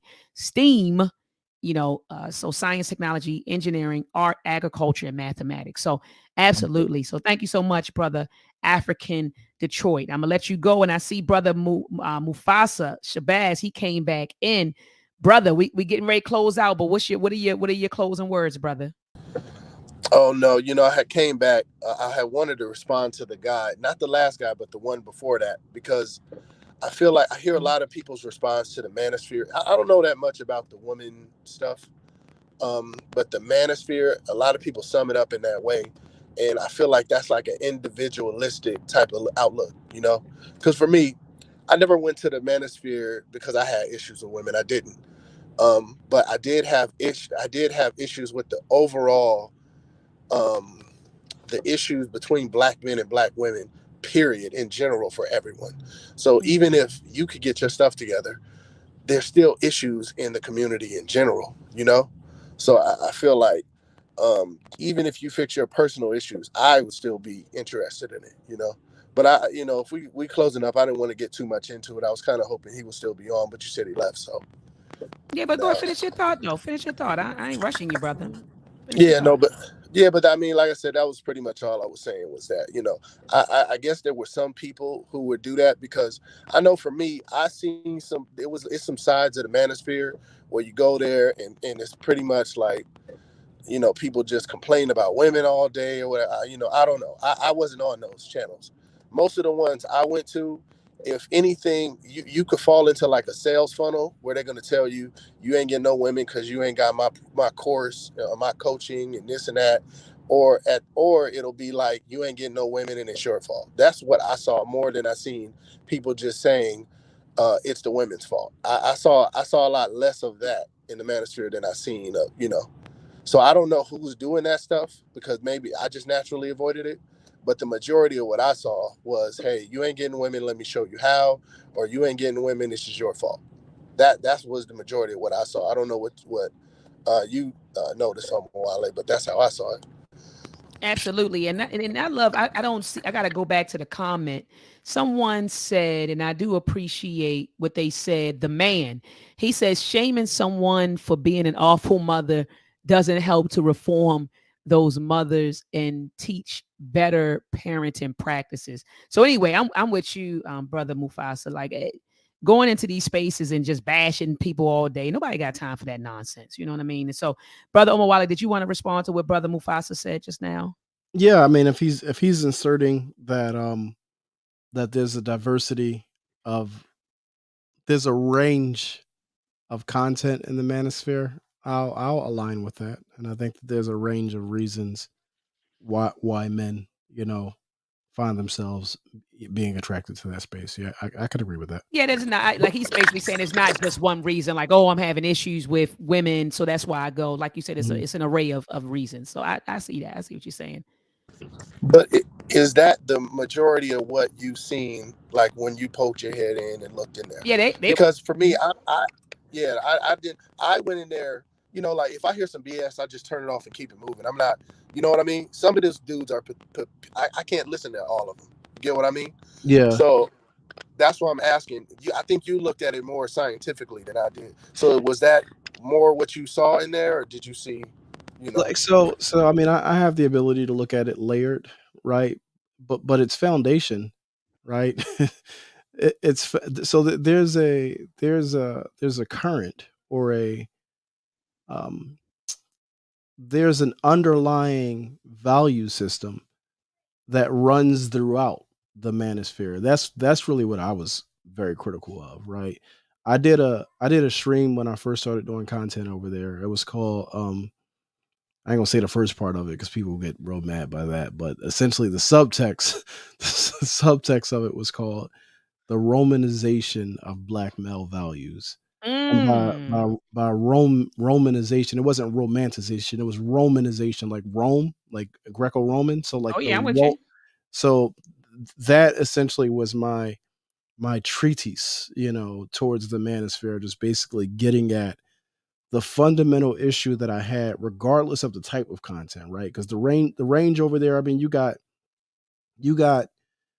pickup artists over there, you got uh it's like a range. You got your save yourself black man community, your MGTOW community. Like there are a range of perspectives that exist, and even among them, there's not um there's not consensus. There's a fair amount of debate and disagreement that exists within the space between the creators. But my issue, how I was able to tie them all together, is kind of like what Sheikh Anta Diop did with, the cultural unity of Black Africa. Well, when I'm looking at the manosphere, I'm not necessarily looking at the differences in perspectives. I'm looking at those unifying values, right? The well that they're all drawing from, and my argument was that they're all drawing from the well, the not so deep well of Europe, and therefore we've allowed a lot of poison into our value stream, and we will never be able to address or fix our situation of the problems that we have using that as our source. So that has always been my critique of the manosphere. I mean, yeah, I definitely to anybody listening, I would recommend because I did listen to that, the Romanizing, and then also the Sowells, like Hmm. Sowell, the Hmm. Sowells of Black Folk. That's Hmm. another series that Omowale has. I would definitely recommend the listeners check out because in those series, or wait, I think that's a part of the Souls of Black Folk series, if I'm not mistaken. But if it isn't, in those two series, you pretty much summed up most of my issues with the Manosphere. You know what I mean? Other than it's like there's no purpose and no direction, and then is it like there's no need for self determination, and I feel like those are pretty much the basis of Black people's problems in general, but they span out into this Manosphere issue. It's just like, what is the purpose of all this? You know what I mean? And I feel like the purpose for a lot of people, like the critical mass of what I was able to see, if I was to make a sweeping generalization of the manosphere, there's a lot of people who feel rejected for whatever reason from the Black community. So Yeah. they want to kind of get away. Like, let me SYSBM because they don't like the Lane brothers or whatever's going on. You know what I mean? Or the Black community's not doing this and that. So let's just go do something else. And so I just feel like, hey, if there's no purpose, people are just kind of all over the place, like I said earlier. But yeah, thanks for having me on, No Dr. Maat. problem. Yeah, no problem, brother. No problem. No problem at all. I know that there were people in the chat that said, are any sisters going to chime in tonight? Sister Daniel said that she would love to, Sister Danielle. And so, Sister Danielle, we'll let you close out. We'll let you close out with your comments, and I'll go ahead and play the outro song. But thank you so much, brother Mufasa Sabaz, for Appreciate you, brother. coming in and giving us and sharing your thoughts with us. Sister Dan, yell peace and blessings to you, my Peace, peace, sister. peace. You Hello. have the floor. Love the artwork. Oh, Yes. thank you. Thank you. Peace and blessings, Dr. Maat. Been watching. My friend Tiffany put me on to you. So I've really been enjoying the conversation. So, Oh, thank you so much. And look, thank you for tuning in and tell Tiffany I said good looking. oh thanks, yes, thanks for getting the word out. Tell her I appreciate her. yes, yes. And brother, I'm sorry, I did get your name It's all the our way. brother Omowale. Omowale. Yes, ma'am. Okay, okay. I just wanted to say thank you for what you're doing. And I really appreciate what you said about going online to pull people into in person opportunities to raise the vibrations. I have friends that work with youth and the young folks because they are so into social media. I think even more than my generation, and I'm an older millennial. Um, they're in all these spaces with all these algorithms. And my friends are telling me, yo, these young dudes are getting caught up in the manosphere and this is not good. And I Mm, think sometimes those of us who are older be like, man, that ain't the real world online and disregard it. And Yeah. it's like, we can't do that. We have to have uh, a two-pronged approach where we do have an online presence where we try, like with this show, to raise the vibrations, to offer alternatives. And then we have to be able to pull folks into real world spaces where there is healing and transformation taking place. And I think when I am familiar with the manosphere. I do work on issues impacting Black women in particular. Um, I don't really work with white women. I work with Black women addressing issues impacting us. So we have been observing what's happening because that does impact us a great deal. Whether we're talking about the attitudes that can contribute to domestic violence, to violence against Black women, to the negative stereotypes that dehumanize us. It is a place where extremism is taking place. And, I think what's happening is you have these political characters, they look at the existing fissures in our community and they're like, all right, let's go in there and let's ramp it up and divide folks so we can get them onto our agenda. As people have been saying, if you listen to some of the manosphere people, you're like, am I listening to the KKK Nazis or what's really going on? Because I'm hearing all the Republican talking points, and even and then there's another movement that I think you've talked about on your show where I'm like, wait, whose talking points is this, right? mm-hmm, Um, mm-hmm. so there's a bit of that going on, but I think what does that mean for us? I think I would caution us from downplaying Black feminism. And I say that because as a Black woman who works on Black woman issues, it's a lot of us who are responding to real needs that Black women have. And so when we rub it off as a white woman's issue, that's part of the problem. And so, and many What, of what what part? What part when you mean it's a what being a white woman's issue? anything dealing with feminism remotely is a white woman's issue, right? Mm, Well, I I don't. mean, that's some of the rhetoric that comes out when we Okay. work on it. You know what I'm saying? Mm. And so it's if we can be able to recognize some of the challenges that Black women are working on and addressing on. So whether we're talking about the labor that we put into movements, into our families, and into the communities, and sometimes being overworked, And right? underpaid, overworked and underpaid, Overworked, hmm underpaid, undervalued. undervalued, all of that. That's something that's very real. And Absolutely. that impacts Black women a great deal. That's why people are talking about the soft life, because we're overworking and because we're so dedicated to our community, we will put family, community, everybody else before us.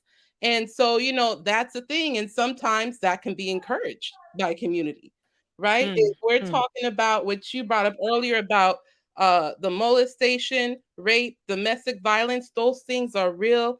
and impacting Black women a great deal, but we don't talk about it. If we don't talk about these issues, guess who is going to come in and break these fissures up even more? Our political enemies. Come on. So, I think I want to encourage us to, we got to be able to listen to each other as Black men and Black women. But I just really want to encourage us to listen to some of the issues that Black women are bringing up.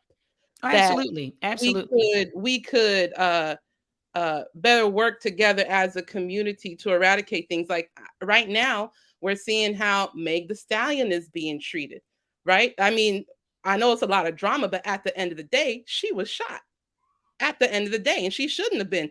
And then now we got this upcoming case with Charlemagne the God.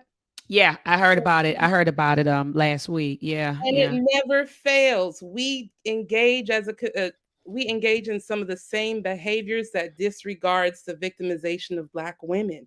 Mm. And when we continue to do that, we're going to have folks who are in pain, who are being pushed to the side, trauma, right? A need for healing that's not being addressed. As a community, we should be lifting the burden of those who are having those experiences, not adding more burdens to them. And that's an area where we have got to improve. I imagine, I tend to think of it as if we can work with each other as Black women and Black men to heal some of these things, it will make us stronger, right? It will make us stronger so that we can deal with all the other things that are taking place. So, that's just one of the things that I wanted to add on. And I really appreciate this conversation because I've been very concerned with what I've been seeing in the manosphere, because it does have real consequences for Black women in terms of the violence that we face, but also the stereotypes that we face, whether it's in the courtroom or at work, or even sometimes in our community. Those stereotypes dehumanize us. So when we are victimized, people don't believe us and people don't care. Why? Because Black women this, Black women that, Black women that. And it hurts when we see our own perpetuating those stereotypes that harm us. So, yeah, that's what I wanted to share. Well, Sister Danielle, Sister Danielle, you are a powerful sister. I appreciate your thoughts. You were saying a lot of things in the chat, and a lot of people in the chat like, she's powerful. The sister's spot on. And so you're right. There are issues. And that's what I said earlier. And Brother Omowale can attest to this. I said, when I started talking about the feminist movement, I said, now I'm not going to sit up here and act like it wasn't a need to push for equality, gender equality, because remember, women couldn't vote. We couldn't work at certain jobs. We were underpaid. So I said, I'm not going to act like that wasn't an issue, but then I talked about how with every movement, you get the extremists, and so that was my position. Then it got to a point where it's like, we don't need them. Burn your bra. So that's what I said. But I said, I'm not going to say that like we don't have our issues, because we do. Yeah. Actually, shout out to sister, Dr. Tyreen Wright. She was on a platform maybe about a year ago, and they were discussing Africana womanism and Black feminism. And so she started talking about, she was like, yeah, we should ride for our men and all that. But let's not act like there aren't some issues that are specific to Black women that we need to address. But it seems like, Sister Danielle, and I'm gonna say this, Sister Danielle, it seems like whenever we bring up those issues that are specific to Black women, now you're a feminist, or you hate men, or you're a lesbian, you don't like men. It's like, wait a minute, brother, I'm riding with you. So hold up. It's Black empowerment for Black men and Black women, or is it just Black empowerment or Black power for Black men? So it's like, hold up, brother, so we'll ride with you. But then when we start talking about stuff things that are specific to us, it becomes a problem for you. But when the brothers talk about things specific to them, we're right there riding. So we just figure this thing out, Sister Danielle. But Brother Omowale, I see you like this. What's your what I see my brother over there like, what are you over there thinking about, Brother Omowale? What's on your mind, brother? Thinking about a lot, my wheels are spinning. Well, I mean, first of all, thank you, Sister Danielle, for just Okay. having the courage to just come up and share your perspective. I don't know really where to start. Um, I guess I'll say, like, it came up in the chat, and you mentioned as well that when you listen to some content creators in the manosphere, you don't know if you're listening to like the Nazis or whatever. And I think I would be remiss if I didn't also raise up the fact that like there's a rapidly growing segment of Ku Klux Keishas, that exists Oh yes, on the other side that are absolutely. just as Nazified and white supremacists. Brother Wiley, did you say Ku Klux Keisha I though? did, I did, because that's they're calling for the death of black male children or black male Yeah, black male babies. that's So it's like sick. That's sick. it's a deep sickness, and I don't want to ignore it. I think Absolutely, there's only two other points that I'll raise. I'll never completely dismiss some of the arguments that are happening in the manosphere because there are some that are very refined absolutely, as it relates to anti-black misandry and absolutely, what black men have had to deal with within our communities when it comes to black women. I think that black women would do well to actually hear some of those conversations because fundamentally what has occurred is that black men and black women have developed two very different worldviews based upon their uncommon experiences in America. Right? There are some things that are unique to black men, or there are some experiences that black men deal with or that black women have not had to deal with that has just made our philosophies and our outlook a great deal of disparity has grown over time. So there are a lot of blind spots. And then I think the last thing that I'll say is I no longer assume that black men and black women want the same thing. I no longer assume that black people want the same thing in general, right? Uh, That's true. during my last, we did a 3-part series called Black Men and Black Women in Search of a Middle Ground, and I think I started off the last part three reading from Asada Shakur. She has a piece that she wrote in 2005 called "A Message to My Sisters." mm, And in that particular letter, she made the comment that a revolutionary woman can't have a reactionary man, and she was saying that black women mm. need to define for themselves what African womanhood is. It can't be modeled after Miss Anne. And I think that a great deal of black women in the black women's empowerment movement don't realize the ways in which they've been incorporated into the Western, infrastructure. And I think those conversations are going to need to be had. I'm actually very critical of feminism. I'm anti black feminism. But again, my political outlook is different. You know what I mean? So I think that there are just some underlying assumptions that we will probably need to tease out to really ground what our differences are.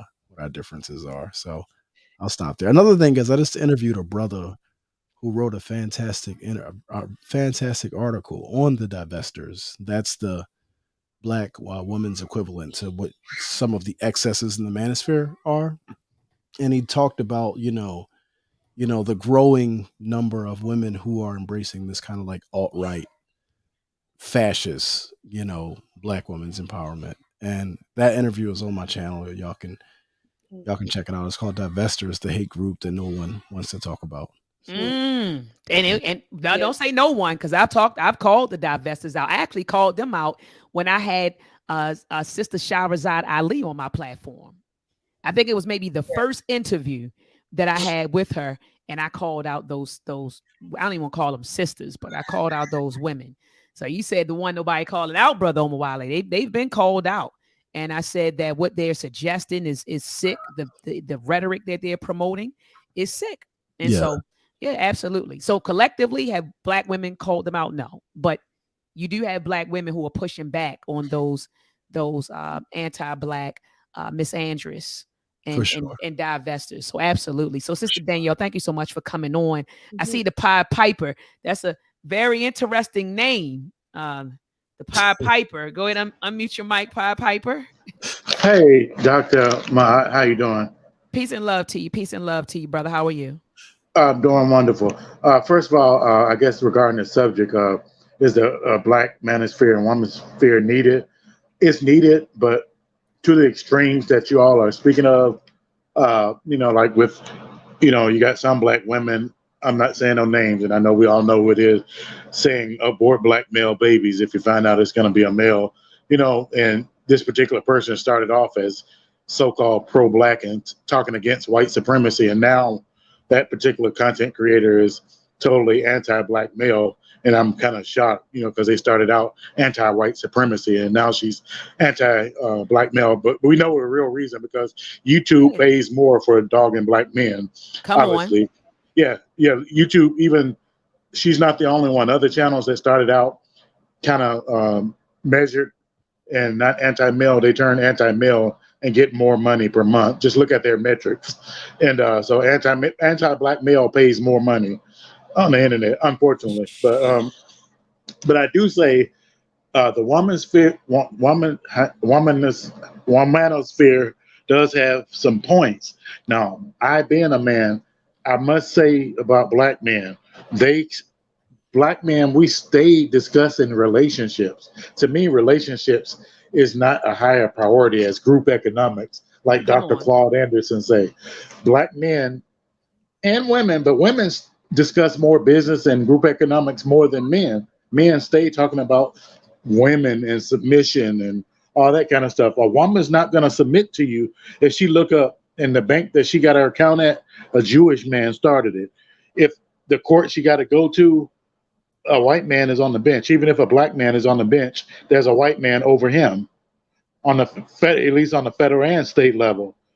She's not going to submit if the car she's driving was made by a European country or an Italian, even if she's a higher status black woman driving an exotic Italian or something like a Rolls Royce. Even those cars originate in England and Germany or Italy, and they're named after non-black men.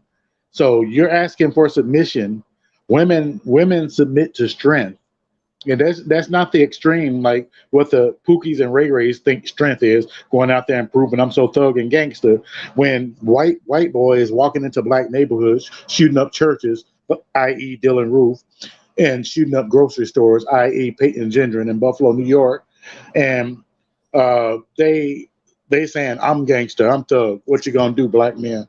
And we don't hear a peep out of no black man, but they so thug and gangster with each other. And yeah, the Pookieshas like that, black men taking each other out, proving they thug or gangster. But black women, since y'all know black men do everything, just about 97% of things based on trying to impress women. Start telling Dr. Maat, start telling well, I mean, not just you, I'm just saying women in the listening audience. Start telling black men, we need y'all to be doctors, lawyers, engineers, business owners. We don't want the Pookie and Ray Ray type. That was in our younger days when we were not as mature and thought that was exciting. And tell black men to stop discussing relationships so much and start building, and to protect black women and children. And when women see that black men can't even protect themselves from the white man, she's going to have a hard time submitting. That's why the divestor and the swirling movement is gaining steam. And it seems like it's on a track that's never ending, because they're saying, hell, why wait on the struggle? Like, paraphrasing, why wait on the struggle? We're down for the struggle. Why black women saying we're tired of struggling, and black men stay discussing what needs to be done. But just like Dr. Claude Anderson said, we're now a permanent underclass, and he predicted it years ago. He said black people, he say this is a reoccurring rhetoric with Dr. Claude Anderson. He said black people, you don't own and control anything. And he predicted that, I think 2012 or whatever, 16 or whatever it was, that black people would become a permanent underclass.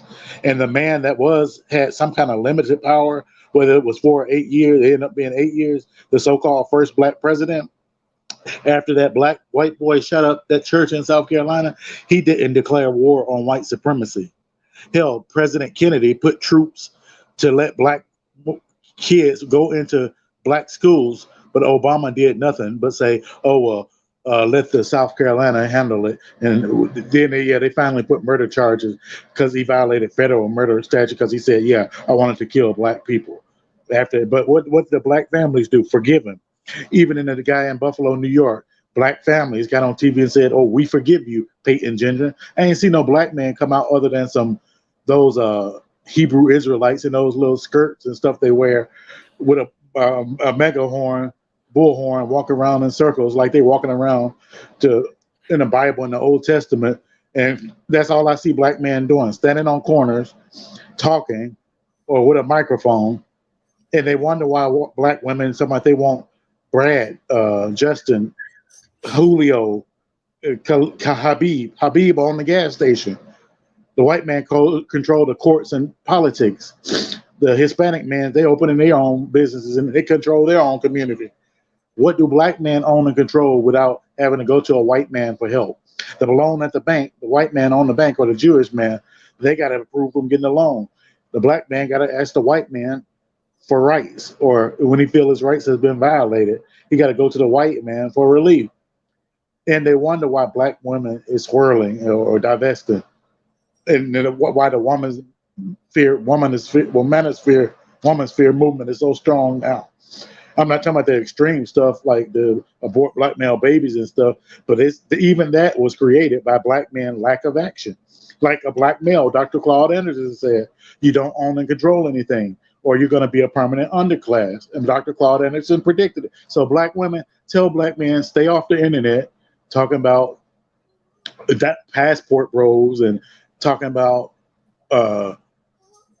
they need submission and talking about relationships and what they need black women to do, and say we're not going to submit to y'all show us real manhood. Real manhood ain't taking each other out or thugging, or how many white women you can get, or Hispanic or some other race of women, or how much money in your bank account, because that bank your account then is owned by a man that don't look like you, or was established by a man that don't look like you. Tell them start credit unions. Black men, you don't know how much I tried to get black people to start their own credit. I spread the word around when I used to be on social media years ago. I say, try to go the NCUA, I think, a National Credit Union Association. Try to start credit unions, black people. It's easier to start a credit union than a bank, but it fell on deaf ears. People say, "Oh, we don't want to hear nothing about. We want to hear about a celebrity." Man, unless these celebrities gonna give you money, just like Wall Street Bank, Goldman Sachs, I talked about, that you know about, Dr. Maat. They pledged $10 billion to black women, and that was started by white men, or Jewish, which is white to us. But so they're investing $10 billion into black women to empower black women. It ain't money to help their baby daddies or to help Pookie and Ray Ray, or we need to help our brothers. First thing black women will do, oh, well, we need to help the men. Why the man went out there marching when that boy shot up that church in South Carolina? You didn't even see no preachers marching. But every time something happened to a black man, even if it's just being jailed unfairly or something, you got tons of black women traveling all over the country. But black men sitting and resting in their femininity, talk on the internet and all this other stuff, talking about what they need black women to do. Go out and do something, black men. Go out and start credit unions together. And what do we own and control? And don't say athletics and sports, because that sports team, you may dominate the employee position being a player, but the owner position is a man that don't look like you, a white man. So if LeBron, I'll use these names, if LeBron James and Michael Jordan and all that was able to become billionaires, if they was able to become billionaires, the white man that owned the team that was able to give them those lucrative contracts, he's damn near a trillionaire. So that little money, it's people that make these athletes, the richest athletes and entertainers, look like they on welfare. Their money don't even register on the scale. Even the least richest white man make their money look like it don't even register on the scale. So until black men get tired of having to go ask the white man for something, for relief when his rights is violated, for mercy, or for money, or for sympathy, and do something, dominate, own, and control something. It's already been predicted, but you can change history. Dr. Claude Anderson predicted that we're in a permanent underclass. Black man, stop worrying about black women. Stop worrying about black women and being on the internet, thinking that make you a real man by having an opinion on the internet. Because the same internet that you own, YouTube that you're on, was created by two white men and an Asian man back in the early 2000s. So and black people stay complaining about being put in Facebook jail for saying something pro-black and being banned on YouTube.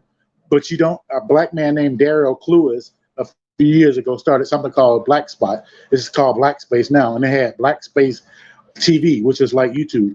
He barely even got 20,000 subscribers, and now it's damn near defunct because black people would rather be on Facebook, where a young white man, Zuckerberg, was worth several billions of dollars right out of college, but black people want to be on a platform that somebody else created, crying about being put in Facebook jail and being banned on YouTube for saying stuff that's pro-black, even if they ain't say nothing against no other race, but they rather be in Facebook jail for 2 weeks or a month and then come back just to post pictures and just to offer an opinion on a platform that other races of men created. So black men, white men, Jewish, Asian, they don't care about black man's opinion.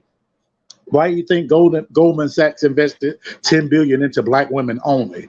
No, I'm with you. I'm with you, brother. I'm gonna say You this. gotta land. You gotta land. I was say, gotta land your plane, I'm gonna brother. land my plane. Okay, all right. Black women are the fastest group demographic in the country that's entrepreneurs, and non-black men see that. That's why they invested $10 billion into black women.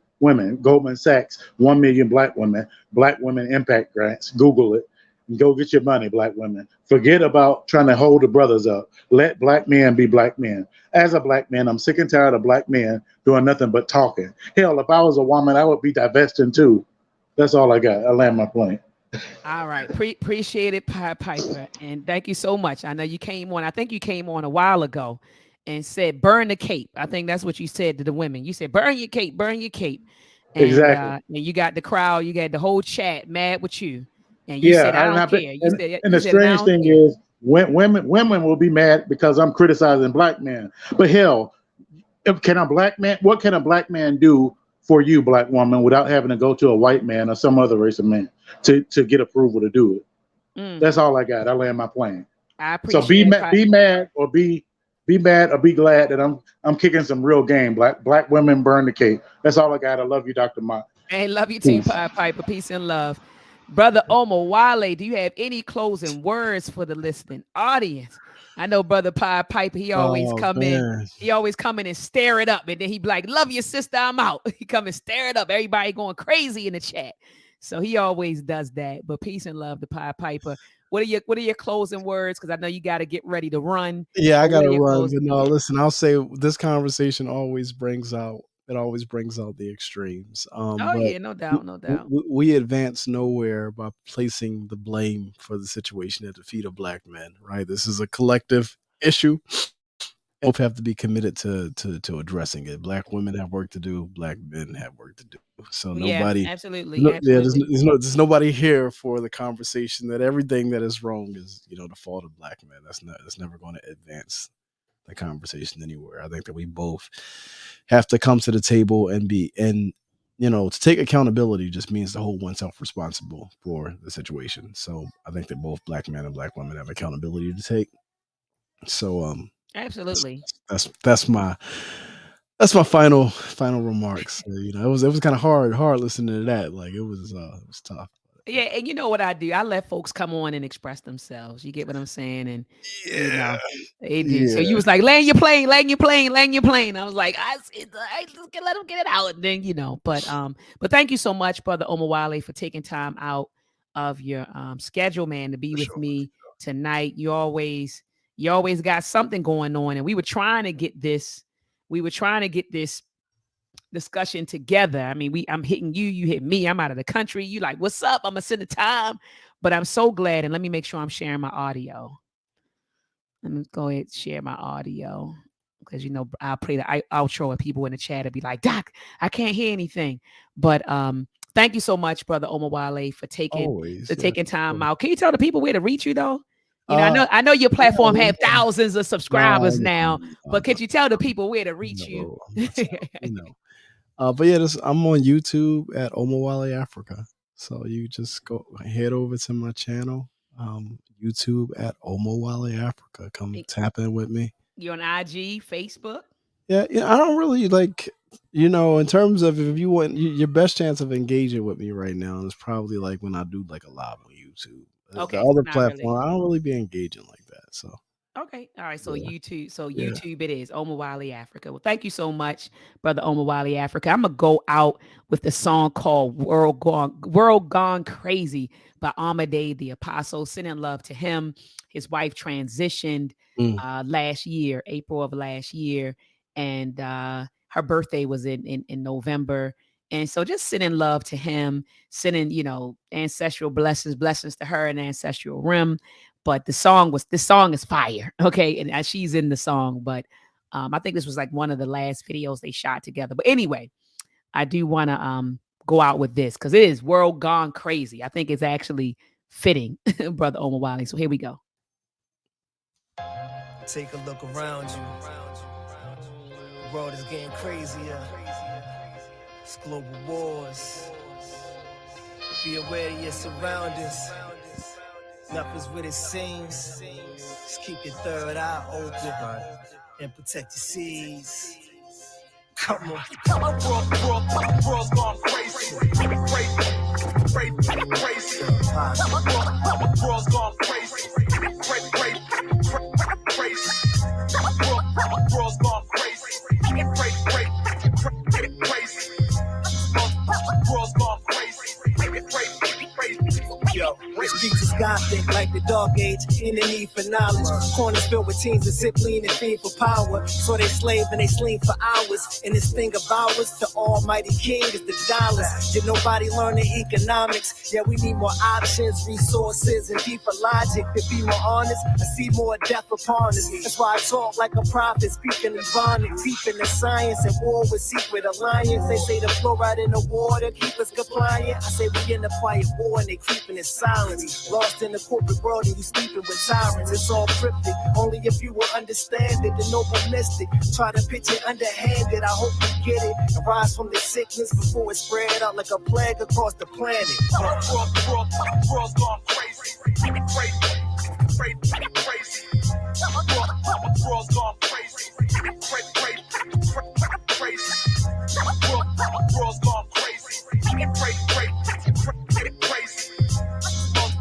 World's gone crazy. The whole world's filled in iniquity. Ancient antiquities cloaked in mad mystery. Even the medical field feel like the den of thieves. So many beautiful lies that end in disease. Lives shattered, wise battered. It's a very thin line between civilized and savage. Shots get scattered at night, it don't add up. On the same block they said Black Lives Matter. Police is the cancers, here we need answers. No need for handcuffs, shot him with his hands up. I'm just a smooth shepherd in this food desert. Teaching all the Jews you learn in school, never. That's why it's more RuPaul's than Umars. Don't ever let the devils try to fool y'all. The government's behind human trafficking. Little girls snatching the van and never seen again. Crazy. World's gone crazy. Evil. Out in Vegas. World's gone crazy. Crazy. Chicago. World's gone crazy. Australia. World's gone crazy.